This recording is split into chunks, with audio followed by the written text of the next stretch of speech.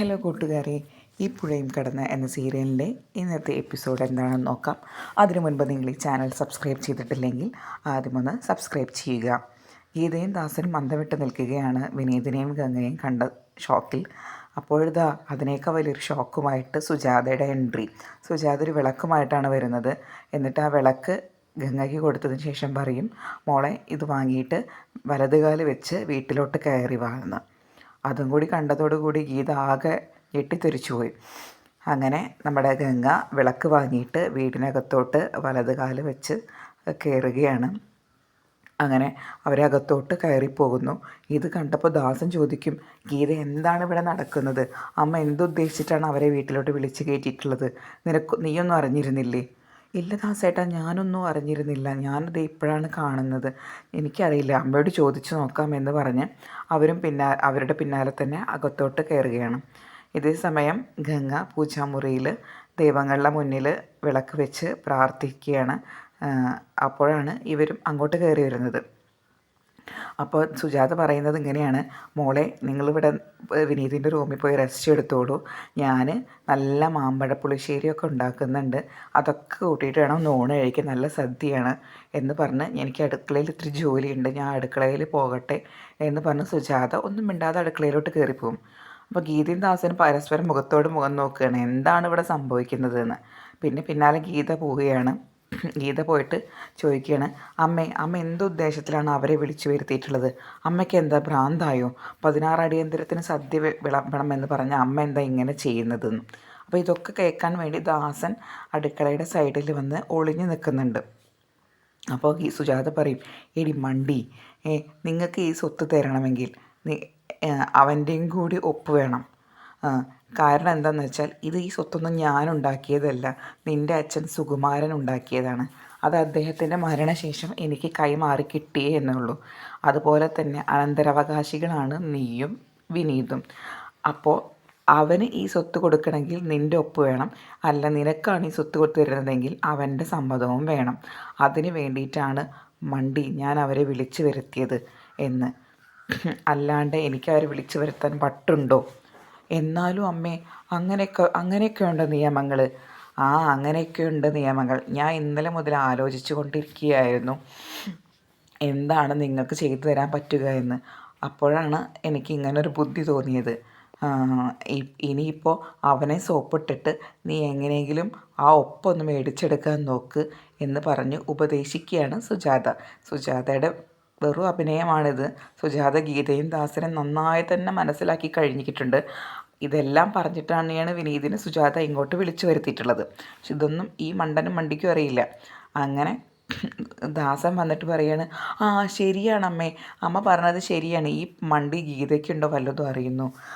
അമ്മ പറഞ്ഞത് ശരിയാണ്, വിനീതിൻ്റെ ഒപ്പുണ്ടെങ്കിൽ നമുക്ക് എന്തെങ്കിലും കാര്യങ്ങൾ നടക്കുകയുള്ളൂ. ദാസ, നിനക്ക് ബുദ്ധിയുണ്ട്, എങ്ങനെയെങ്കിലും അവനെ സോപ്പിട്ട് ആ ഒപ്പ് മേടിച്ചെടുക്കാൻ നോക്ക്. അതൊന്നും ഇനി ഞാൻ പഠിപ്പിച്ചു തരേണ്ട ആവശ്യമില്ലല്ലോ. പിന്നെ എൻ്റെ കയ്യിലുള്ള സ്വത്തുക്കൾ എന്ന് പറയുന്നത് സ്വർണവും ഡെപ്പോസിറ്റും പിന്നെ ഈ പറമ്പുമാണ്. ഈ സ്വർണവും എൻ്റെ ബാങ്ക് ബാലൻസും അത് ഞാൻ നിങ്ങൾക്ക് തന്നെ തന്നേക്കാം, അതിൽ കുഴപ്പമൊന്നുമില്ല. പക്ഷേ പറമ്പ് അവന് കൈവിട്ട് പോവാതെ നിങ്ങൾ നോക്കണം കേട്ടോ എന്ന് പറയുകയാണ്. അതെയോ അമ്മേ, അതൊക്കെ ഞങ്ങൾ ചെയ്തോളാം, അമ്മ അത് ആലോചിച്ച് വിഷമിക്കൊന്നും വേണ്ട എന്ന് പറയുകയാണ് ഗീത.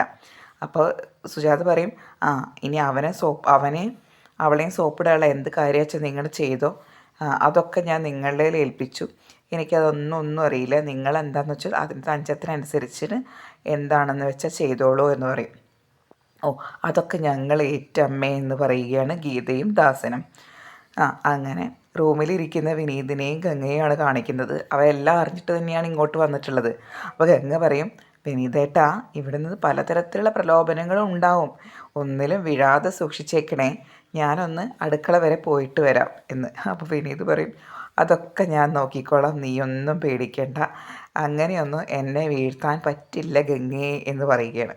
ശരി കണ്ടാൽ മതി എന്ന് പറഞ്ഞ് ഗംഗ അടുക്കളയിലോട്ട് പോവുകയാണ്. അപ്പോൾ അടുക്കളയിലോട്ട് പോകുമ്പോൾ അവിടെ സുജാത ജോലി ചെയ്യുന്നുണ്ട്. ഗീതയാണെങ്കിൽ മൊബൈൽ കുത്തിയിട്ട് ഇങ്ങനെ വെറുതെ ഇരിക്കുകയാണ്. അപ്പോൾ നമ്മുടെ ഗംഗ ഓരോരോ അടവുകളൊക്കെ പ്രയോഗിച്ചിട്ട്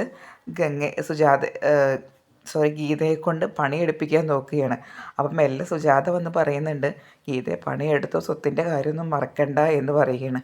ആ ശരി അമ്മേ എന്ന് പറഞ്ഞ് അവിടെ ഇരിക്കുന്ന ബീട്രൂട്ടൊക്കെ എടുത്ത് അരിയാൻ നോക്കുകയാണ്.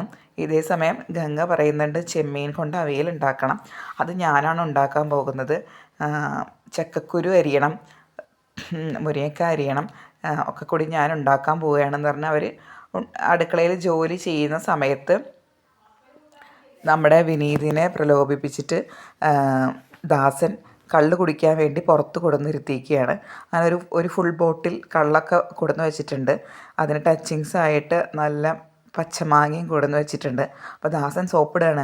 അളിയൻ കുടിക്കാൻ തുടങ്ങിയതൊക്കെ ഞാൻ അറിഞ്ഞു, നല്ല കാര്യം അളിയ, കള്ള് കുടിക്കുന്നവരെ വിശ്വസിക്കാം, അവരുടെ ഉള്ളിൽ കള്ളമുണ്ടാവില്ല, അവർ ഈ കള്ള് കുടിച്ചതിൻ്റെ പുറത്തുണ്ടാക്കുന്ന കുറേ ബന്ധങ്ങളുണ്ടല്ലോ, ആ ബന്ധങ്ങൾ ഒരിക്കലും അവസാനിക്കില്ല, അതാണ് കള്ളുകുടി ബന്ധത്തിൻ്റെ മഹത്വം എന്ന് പറഞ്ഞ് ദാസൻ ഘോരഘോരം പ്രസംഗിച്ചുകൊണ്ടിരിക്കുകയാണ്.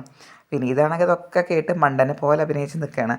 അങ്ങനെ ദാസൻ രണ്ടുപേർക്കും ഓരോ ഗ്ലാസ് മദ്യം ഒഴിക്കും, എന്നിട്ട് ദാസൻ കുടിക്കും. ഇതേ സമയം വിനീത് ആ മദ്യം മെല്ലെ ഒഴിച്ച് കളയുകയാണ് ചെയ്യുന്നത്. പിന്നെയും ഇതന്നെ ആവർത്തിക്കുന്നുണ്ട്. അപ്പോൾ ദാസൻ്റെ വിചാരം വിനീത് കുടിച്ചിട്ടുണ്ടെന്നാണ്.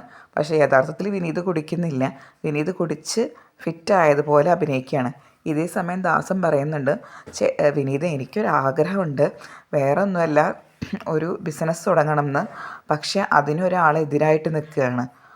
അതാരാ ചേട്ടാ?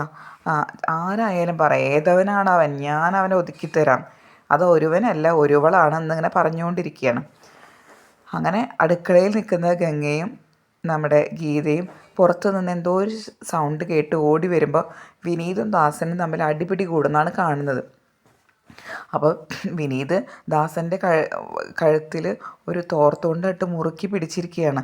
എന്നിട്ട് നിനക്ക് എൻ്റെ അമ്മയെ എന്തെങ്കിലും ചെയ്യണമല്ലടാ എന്ന് പറഞ്ഞിട്ടാണ് വിനീത് ദാസനെ അടിക്കുന്നതും ഉപദ്രവിക്കുന്നതും.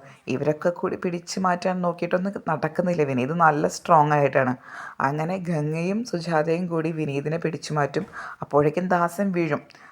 വീണ ദാസനെ ഗീതയോട് എടുത്തു കൊണ്ടുപോ, നീ അവനെ എടുത്തു കൊണ്ടുപോ ഗീതയെ എന്ന് പറയുകയാണ്. അപ്പോൾ ഗീതയ്ക്കാണെങ്കിൽ ദാസനെ ഒറ്റയ്ക്ക് പൊക്കാൻ പറ്റുന്നില്ല. ഒരുവിധം പൊക്കി അവളെ എടുത്തുകൊണ്ട് ഓടും. അപ്പോഴാണ് ശരിക്കും വിനീതിൻ്റെ മുഖം റിവീൽ ചെയ്യുന്നത്. അതായത് വിനീത്, എങ്ങനെയുണ്ട് അമ്മ എൻ്റെ പെർഫോമൻസ്, ഇനി അവർ പൊക്കോളും എന്ന് പറയും. അപ്പോൾ ഗീതയും ചിരിച്ച് നിൽക്കുകയാണ്.